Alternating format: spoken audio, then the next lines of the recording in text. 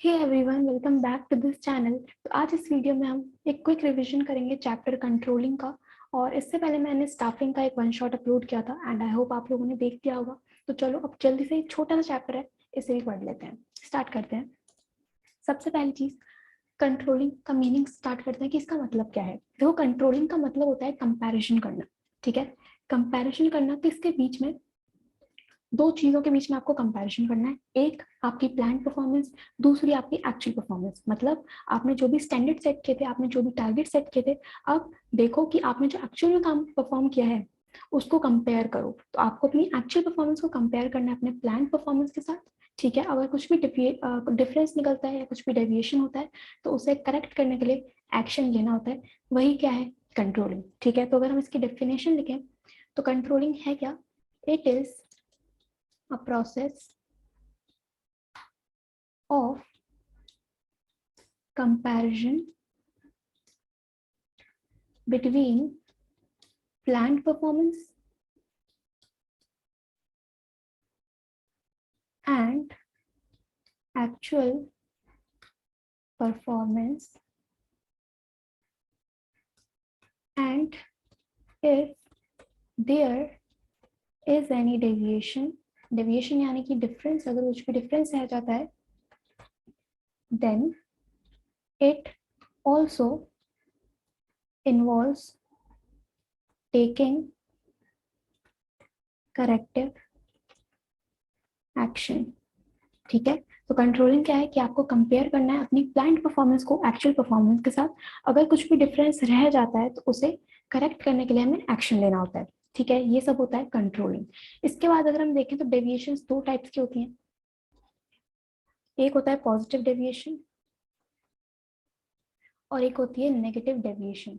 Positive यानी कि suppose मेरा टारगेट था कि मुझे 100 यूनिट्स प्रोड्यूस करनी है और मैंने प्रोड्यूस करी 120 यूनिट्स, तो ये जो 20 का डिफरेंस है ये पॉजिटिव डेविएशन हुआ। ठीक है, कि मैंने टारगेट से ज्यादा प्रोडक्शन किया है। एंड नेगेटिव क्या होगा कि टारगेट था 100 यूनिट्स प्रोड्यूस करने का, अब मैंने प्रोड्यूस किया केवल 90 यूनिट्स, तो जो 10 का डिफरेंस रहा है वो नेगेटिव डेविएशन हुआ कि मैंने टारगेट से कम प्रोडक्शन किया है। ठीक है, तो कंट्रोलिंग क्लियर।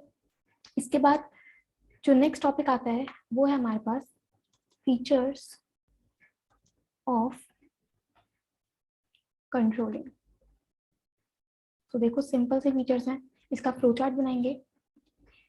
सबसे पहले गोल ओरिएंटेड प्रोसेस। आपको पता है जितने ही फंक्शन है सबका एक फीचर जो कॉमन है वो है goal oriented function.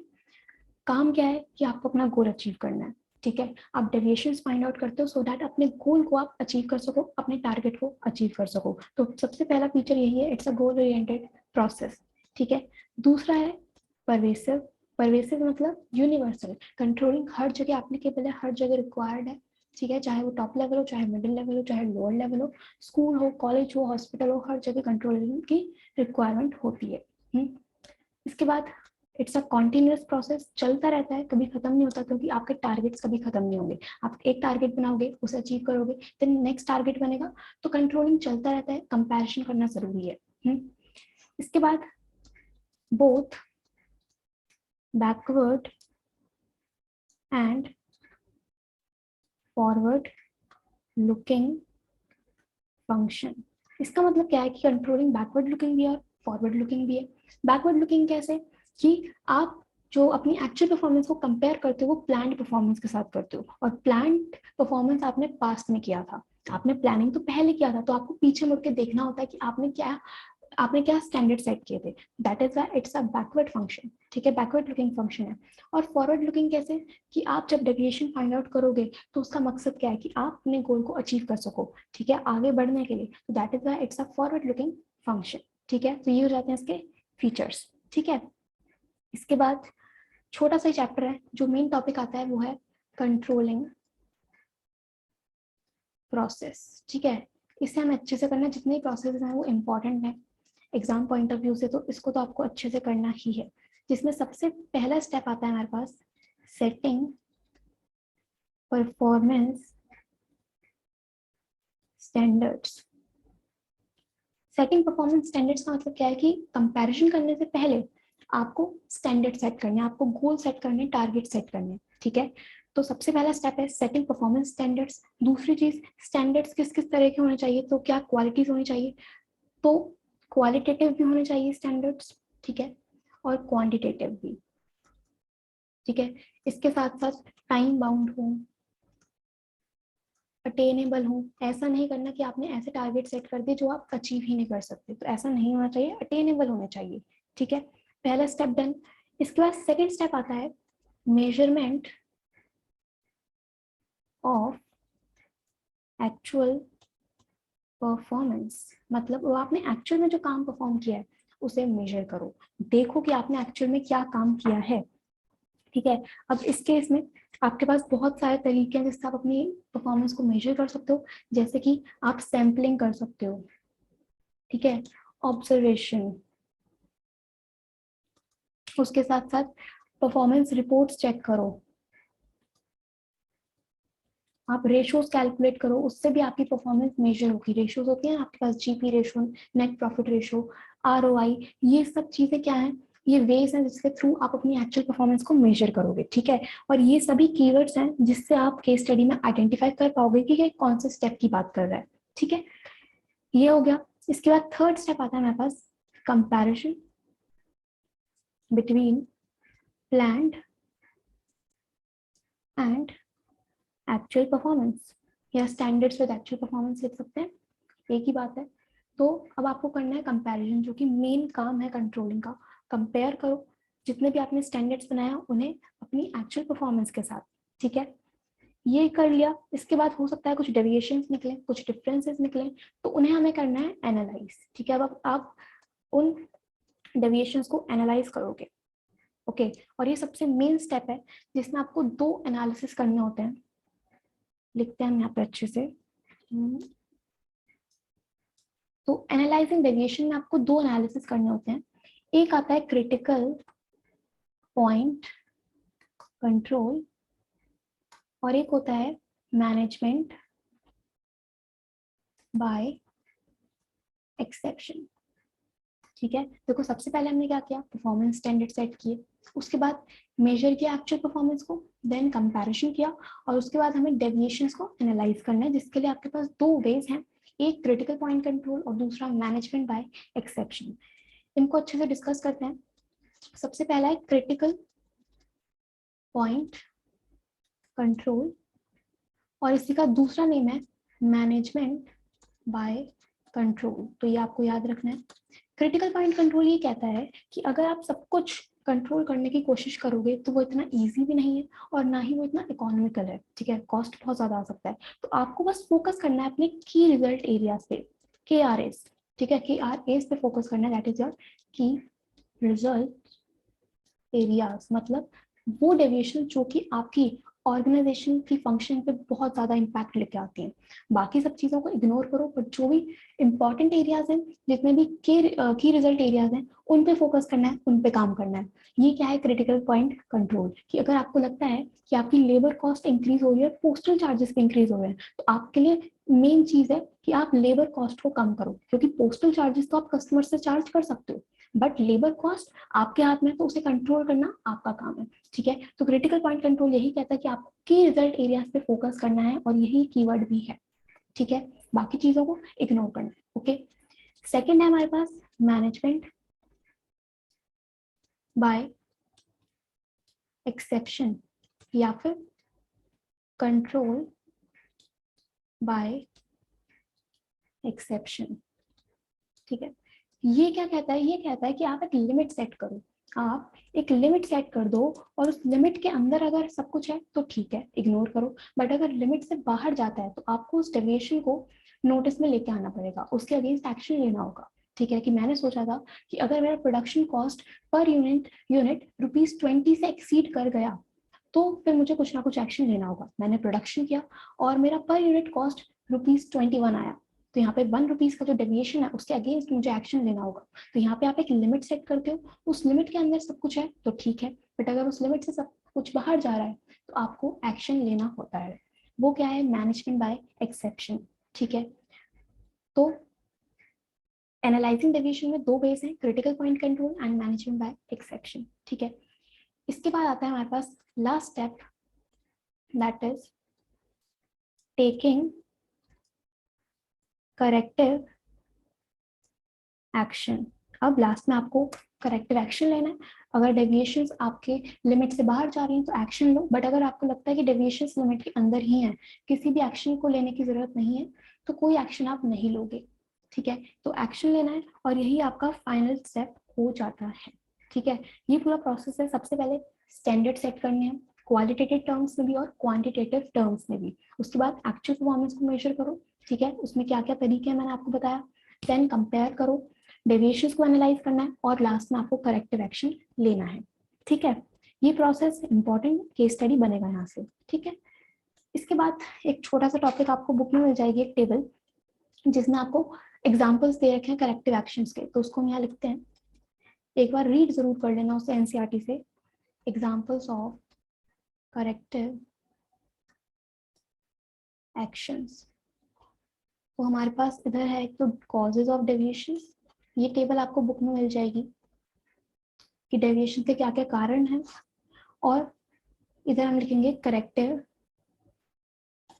Action to be taken. सबसे पहले नंबर पे जो है वो है डिफेक्टिव मटेरियल। मतलब अगर आपका मटेरियल, रॉ मटेरियल जिससे आपने प्रोडक्शन किया है वही डिफेक्टिव है, तो आप क्या एक्शन लोगे? तो सिंपल बात है कि आप क्वालिटी स्पेसिफिकेशन को चेंज करो। ठीक है, क्वालिटी स्पेसिफिकेशन को चेंज करो। सही है। सेकंड आता है हमारे पास डिफेक्टिव मशीन। आपने जो मशीन या इक्विपमेंट्स यूज करें प्रोडक्शन में, अगर वो डिफेक्टिव है तो उस केस में क्या होगा? कॉमन सेंस है, या तो आप रिपेयर कराओ मशीन या फिर रिप्लेस करो। ठीक है, इसके बाद थर्ड पॉइंट है ऑब्सोलीट मशीन। मतलब टेक्नोलॉजी नहीं आ चुकी है बट आपकी मशीन वही पुरानी चल रही है, तो उस केस में आप क्या करोगे? सिंपल बात है, टेक्नोलॉजी अपग्रेड कराओगे। ठीक है, टेक्नोलॉजी अपग्रेडेशन। ओके। फोर्थ है डिफेक्टिव प्रोसेस, की प्रोसेस जो आपने प्रोडक्शन प्रोसेस यूज किया है वो डिफेक्टिव है, तो उस केस में क्या होगा? Corrective action, that is modify the process. ठीक है, और लास्ट है हमारे पास defective physical conditions of work. मतलब आपकी जो वर्क प्लेस है, अगर वहां पे एनवायरनमेंट अच्छा नहीं है तो उस केस में क्या एक्शन लिया जाएगा? तो सिंपल बात है, इम्प्रूव द फिजिकल कंडीशंस। ठीक है, ये बेसिक चीज थी, ये टेबल आपको बुक में मिल जाएगी, तो उसे एक बार रीड जरूर कर लेना। ठीक है, तो हमने क्या पढ़ा? सबसे पहले देखा हमने कंट्रोलिंग का मीनिंग, उसके फीचर्स, कंट्रोलिंग प्रोसेस हमने देख लिया। ये दो एनालिसिस करने के लिए आपके पास बेस है। देन ये हमने समझा। एक आपके पास लास्ट टॉपिक रह गया, दैट इज इम्पोर्टेंस। और इम्पोर्टेंस से भी केस स्टडी बनेगी एग्जाम में। तो इम्पोर्टेंस में देखो, फ्लो चार्ट बनाते हैं। सबसे पहला पॉइंट जो आ रहा है आपके पास, क्यों कंट्रोलिंग करना जरूरी है। तो सबसे पहला पॉइंट आता है हमारे पास अकम्प्लिशिंग ऑर्गेनाइजेशनल गोल्स। कंपैरिजन करना है किस लिए? ताकि आप अपने गोल्स अचीव कर सको। ठीक है, आप कंपेयर करोगे तो आपको डेविएशंस फाइंड आउट आप कर पाओगे वहां से। इससे क्या होगा कि आपकी ऑर्गेनाइजेशन ट्रैक पे रहेगी। ठीक है, ग्रोथ हो पाएगी और आपका जो टारगेट है, जो आपका गोल है, वो अचीव हो पाएगा। ठीक। सेकेंड पॉइंट है जजिंग एक्यूरेसी ऑफ स्टैंडर्ड्स। मतलब कंपैरिजन करोगे, कंट्रोलिंग करोगे, तो उससे आप अपने स्टैंडर्ड्स को वेरीफाई कर सकते हो वो कितने एक्यूरेट हैं या नहीं। ठीक है, क्योंकि जो एनवायरनमेंट है वो चेंज होता रहता है, तो आपको अकॉर्डिंगली अपने स्टैंडर्ड्स को भी चेंज करना पड़ेगा, मॉडिफाई करना पड़ेगा। तो कंट्रोलिंग के थ्रू आप चेक कर सकते हो, वेरीफाई कर सकते हो अपने स्टैंडर्ड्स को भी। इसके बाद third point, efficient use of resources. इसका मतलब कंपैरिजन करोगे विद योर प्लान परफॉर्मेंस। ठीक है, आपने टारगेट्स जो बनाया उसके अकॉर्डिंगली ही आप काम करोगे, एक्चुअल परफॉर्मेंस उन स्टैंडर्ड्स के अकॉर्डिंगली करोगे, तो इस केस में किसी भी तरह की वेस्टेज नहीं होगी, किसी भी तरह की डुप्लीकेशन नहीं होगी और आपका कॉस्ट भी कम आएगा। ठीक है, इसके बाद fourth point, improving employee motivation. Employee का मोटिवेशन लेवल भी इंप्रूव होता है। कैसे? क्योंकि एम्प्लॉयज को पता है कि उन्हें क्या काम करना है, ठीक है, पहले से स्टैंडर्ड सेट है, तो उसके अकॉर्डिंगली वो काम करेंगे, तो वहां से उन जब वो अच्छे से काम करेंगे तो उन्हें एप्रिसिएशन भी मिलेगा और उनका मोटिवेशन लेवल भी इंक्रीज होगा और उनकी पर्सनल ग्रोथ भी हो पाएगी। ओके, इसके बाद नेक्स्ट पॉइंट है हमारे पास ensuring order and discipline. Controlling के थ्रू एक ऑर्गेनाइजेशन में डिसिप्लिन मेंटेन होता है। कैसे? कि अगर आप कंट्रोलिंग करते हो तो आप एम्प्लॉयज की हर एक एक्टिविटी पे एक नजर बना के चलते हो कि वो किस तरह से काम कर रहे हैं। हम देखते हैं कि बड़ी बड़ी कंपनीज में सीसीटीवी कैमरास होते हैं, सो दैट वो एम्प्लॉयज की हर एक एक्टिविटी पे एक नजर बना के चले कि एम्प्लॉयज जितने भी वो टाइम पास ना करें, ठीक है, अपने टाइम को अच्छे से यूटिलाइज करें। तो वहीं से जो डिसिप्लिन और ऑर्डर भी इंश्योर होता है, मेंटेन होता है, ठीक है। और लास्ट पॉइंट आता है फैसिलिटेटिंग कोऑर्डिनेशन इन एक्शन। मतलब कंट्रोलिंग के थ्रू जितने भी डिपार्टमेंट्स हैं, जितने भी फंक्शंस हैं, वो सब मिलके काम करते हैं, कोऑर्डिनेशन देखने में मिलता है, सभी की ग्रोथ होगी, ओवरऑल आपकी ऑर्गेनाइजेशन की ग्रोथ भी हो जाती है, ठीक है। ये इसकी इंपॉर्टेंस हो गई। 6 पॉइंट्स हैं, अच्छे से बुक से रीड करना है क्योंकि यहाँ से भी केस स्टडी बन जाती है, ठीक है। तो ये इतना ही आपका चैप्टर था, छोटा सा चैप्टर है। हमने क्या क्या पढ़ा? सबसे पहले हमने देखा कंट्रोलिंग का मीनिंग, ठीक है, देन उसके फीचर्स हमने डिस्कस किए, कंट्रोलिंग का प्रोसेस वेरी इंपॉर्टेंट, इसे बुक से आपको अच्छे से रीड करना है। ये 2 पॉइंट्स, इससे भी केस स्टडी बनेगा एग्जाम में। ये आपको पता होना चाहिए कि क्रिटिकल पॉइंट कंट्रोल क्या है, मैनेजमेंट बाय एक्सेप्शन क्या है, ठीक है। ये टेबल आप एक बार बुक से जरूर देखना। और लास्ट में हमने पढ़ा इंपॉर्टेंस ऑफ कंट्रोलिंग, ठीक है। चैप्टर बस इतना ही है एंड एक क्विक रिविजन हमने किया सो दैट आपके जितने भी कॉन्सेप्ट्स हैं वो बहुत अच्छे से क्लियर हो जाएं, ठीक है। अब मिलते हैं नेक्स्ट वीडियो में और इसके केस स्टडीज हम लोग करेंगे, ठीक है। आज के लिए इतना ही। Thank you so much.